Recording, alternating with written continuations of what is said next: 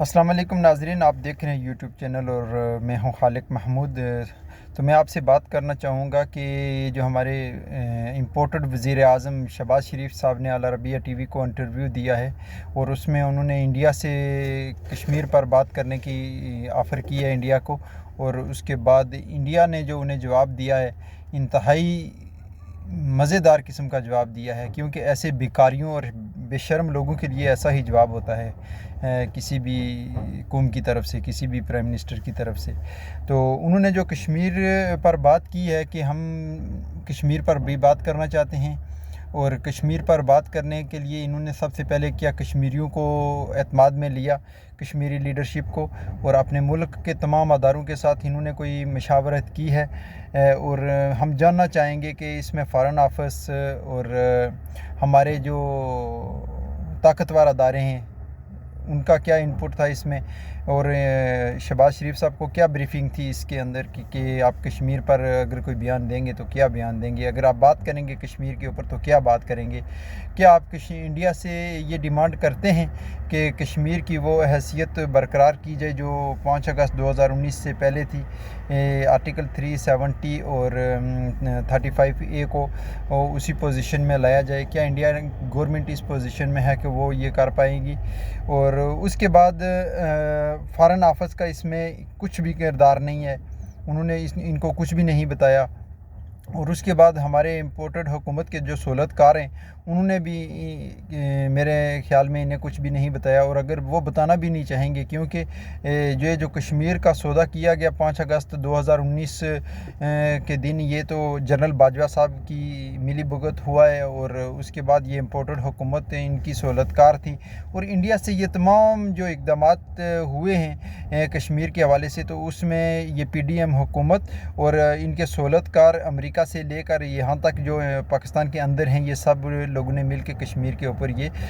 इक़दामात करवाए हैं। तो उसके बाद मोदी की बढ़कें देखें, मोदी की बढ़कें कि हमारी मैशियत जो है ना 500 ट्रिलियन से ऊपर चली गई है, और पाकिस्तान आज भिखारियों की तरह दुनिया में घूम रहा है और दुनिया से पैसे मांग रहा है। तो इससे भी मैं कहता हूँ कि शहबाज शरीफ और PDM हुकूमत के लिए और इनके सहूलतकार जो है ना, उनके लिए शर्म का मकाम है कि आपने ख़ुद को भिखारी तो बना दिया, इस कौम को भी भिखारी बना दिया। ये कम अज़ कम इस कौम की तो तौहीन ना करती, कम अज़ कम इस मुल्क की तो तौहीन ना करती। खैर, मुझे आपसे इससे ज़्यादा तवक्को है भी नहीं कि आप इस मुल्क की तौहीन नहीं करेंगे, क्योंकि आपको मुल्क की तौहीन के साथ क्या लेना देना है, क्योंकि आपका मकसद माल बनाना है, आपका मकसद चोरी करना है, आपका मकसद करप्शन करना है। तो इसलिए मैं आपसे कहना चाहूँगा तमाम लोगों से कि आपने इनके ख़िलाफ़ अगर खड़े ना हुई ये पाकिस्तानी कौम या कश्मीरी कौम जो आज अपनी आज़ादी की जंग को उन्होंने तेज़ ना किया, कश्मीर अपनी आज़ादी के लिए ना निकले, तो ये इम्पोर्टेड हुकूमत और PDM का ये टोला और इनके सहूलतकार इस मुल्क के तमाम असासों को भी बेचेंगे। इस मुल्क की तमाम जो वो चीज़ें हैं जिनके ऊपर किसी भी सूरत कंप्रोमाइज़ नहीं किया जा सकता, तो उसके ऊपर भी कंप्रोमाइज़ करने की तरफ ही आगे हालात बढ़ रहे हैं। और उसके बाद मैं आपसे ये कहूँगा कि UK के इल्ज़ाम के हवाले से, कि यूरेनियम के हवाले से जो UK ने इल्ज़ाम लगाया है पाकिस्तान के ऊपर, तो ये भी एक सोचने फ़िक्रमंद लम्हा फ़िक्रिया है हमारे लिए कि इंग्लैंड जैसा मुल्क हमारे ऊपर ये इल्ज़ाम लगा रहा है कि यूरेनियम, पाकिस्तान के यूरेनियम को बहुत ख़तरा है, भारत को भी ख़तरा है इससे। तो भारत में जो स्मगलिंग हुई है यूरेनियम के हवाले से पिछले अरसे में, तो उस पर तो ये आलमी दुनिया को कुछ भी नज़र नहीं आ रहा है, और पाकिस्तान के यूरेनियम के हवाले से बात की जा रही है। और मैं आप तमाम लोगों को बताना चाहूँगा कि ये सब चीज़ें इसलिए फैलाई जा रही हैं कि अभी इस इम्पोर्टेड हुकूमत, इनके सहूलतकारों का और अमेरिका का, इन सब का जो टारगेट है वो पाकिस्तान का एटमी असासा है। और अगर पाकिस्तान के एटमी असासों को अपग्रेड ना किया गया, अब हालात जो डिफ़ॉल्ट की तरफ जा रहे हैं, पाकिस्तान की मैशियत जिस तरफ जा रही है, तो वो इस नैज तक खुदा न ख्वास्ता कहीं आप पहुंच गए कि आपके पास वो वसाइल ना हुए कि आप अपने एटमी असासों को अपग्रेड करेंगे, तो उस पर आप दुनिया के साथ शायद समझौता करके अपने एटमी असासों पर भी कंप्रोमाइज़ कर जाएंगे। तो ये मैं समझता हूँ कि पाकिस्तान के वजूद को इंतहाई ख़तरा है इस वक्त इस PDM के टोले से।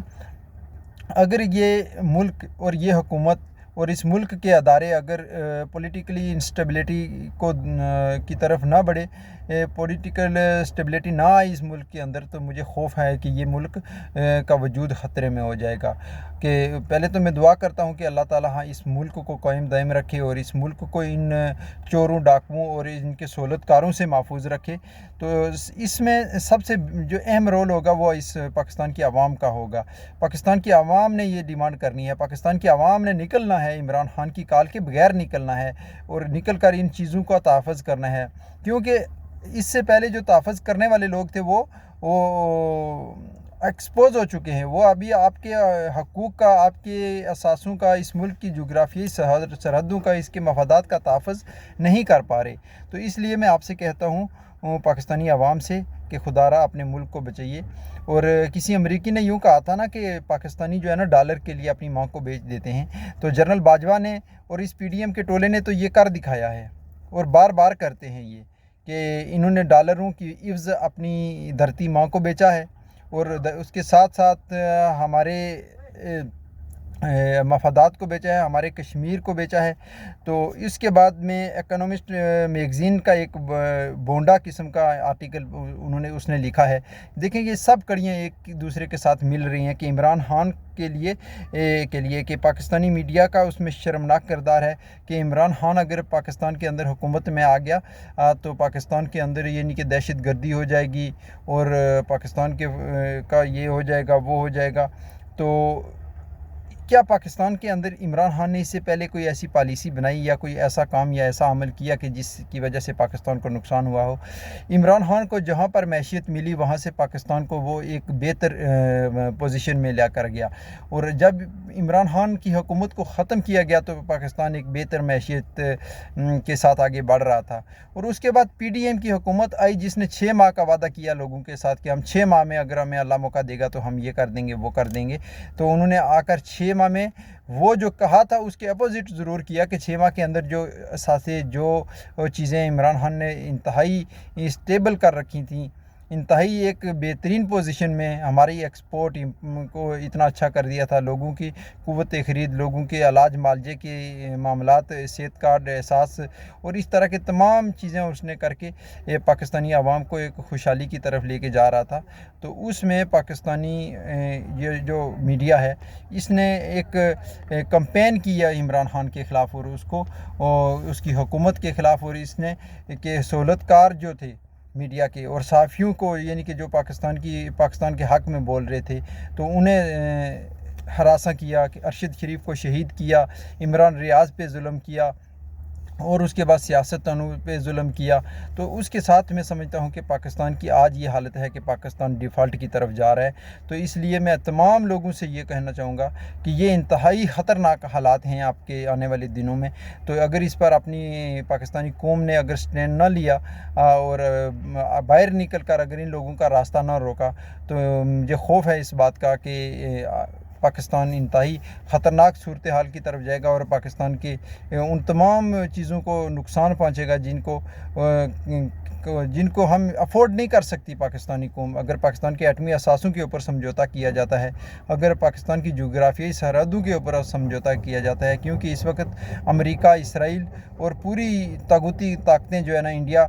کو آگے لانے کے چکر میں ہیں اور اسرائیل کو تسلیم کروانے کے چکر میں ہیں، تو یہ پی ڈی ایم حکومت ابھی ان سب چیزوں کی طرف بڑھ رہی ہے۔ تو اس کے لیے وہ سب سے پہلے یہ کرنا چاہتے ہیں کہ عمران خان کو اپنے راستے سے ہٹانا چاہتے ہیں، اور اس کے بعد یہ پاکستان کے ایٹمی اثاثوں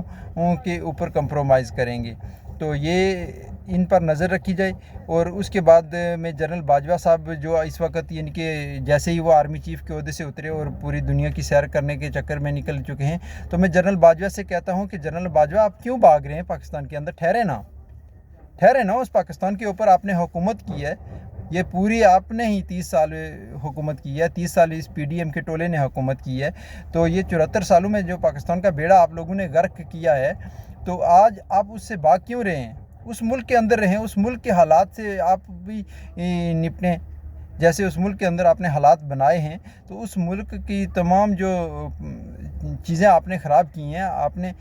रुके वहाँ पर, आपके ऊपर इल्ज़ामात हैं, आप अपने असासों का हिसाब दें वहाँ रुक कर। तो आप एकदम निकले बाहर वहाँ से और दुबई की सड़कों पर घूम रहे हैं, तो आप दुबई के सड़कों के इशारों पर खड़े हैं। आपके लिए शर्म का मुकाम होना चाहिए कि आपने 1,40,00,000 कश्मीरियों का सौदा किया, उसके बाद लाखों पाकिस्तानियों के खून का सौदा किया, तो उसके बाद आप भाग गए डॉलर लेके। कम अज़ कम मैं तो सोचता हूँ कि वो माँ कैसी होती है जो ऐसे बच्चों को जन्म देती है, जो लाखों शहीदों का खून बेचते हैं, जो अपने ही जवानों को शहीद करवाते हैं, जो अपने ही मुल्क के अंदर इस तरह के हालात बनाते हैं, और अपने ही मुल्क को जो आगे बढ़ रहा होता है, मुल्क जो फलती फूलती मैशियत आगे बढ़ रही होती है, उसको नुकसान पहुँचाते हैं। तो जब हम इनके ऊपर एतबार करते थे, एक वक्त था कि पूरी पाकिस्तानी कौम अफवाज पाकिस्तान के ख़िलाफ़ एक ज़रा बर भी बराबर बात सुनना गवारा नहीं करती थी, और आज इस जनरल बाजवा ने पाकिस्तानी कौम को पाकिस्तानी अफवाज से इतना दूर कर दिया है कि दुश्मन की जो जितनी भी साजिशें थी इसके हवाले से, उन तमाम में दुश्मन कामयाब होता जा रहा है। तो मैं इसलिए ये जनरल आसिम मुनीर साहब से भी ये कहना चाहूँगा कि आप इस दाग को धोने का वक्त है आपके पास, कि आप इस दाग को धोएं, इस PDM के टोले से ये जो बैरूनी साजिशें हो रही हैं उनको रोकें, क्योंकि इस मुल्क के अंदर सबसे ज़्यादा ताकतवर आप हैं, क्योंकि पूरी अदलिया के अंदर ऊपर आपका कंट्रोल है, पूरे मुल्क के अदारों के ऊपर आपका कंट्रोल है। आपका ही अदारा है जो लोगों को जिसको दिल चाहे उठा लेता है, जिसको दिल चाहे मार देता है, जिसको दिल चाहे नंगा कर लेता है, किसी की इज़्ज़त को उछाल देता है, ये आपका ही अदारा है। तो हाफ़िज़ साहब, खुदारा आप हाफ़िज़ का नाम लगता है आपके साथ, और कल क़यामत के दिन आप भी अल्लाह के सामने जवाबदेह होंगे। दुनिया में आपको डॉलर शायद मिल जाएंगे, किसी मुल्क का एक जजीरा भी आपके नाम हो जाएगा, लेकिन जब अल्लाह के यहाँ आप तशरीफ़ ले जाएंगे ना, तो वहाँ पर ना आपको ये डॉलर काम देंगे और ना ये जजीरे काम देंगे, ना ये माल व ज़र, ना ये ताकत आपकी वहाँ पर काम आएगी। इसलिए इस मुल्क पर रहम करें, और इंशाअल्लाह मिलते हैं अगले व्लॉग में। अपने इस चैनल का ख्याल रखिए। अल्लाह हाफ़िज़।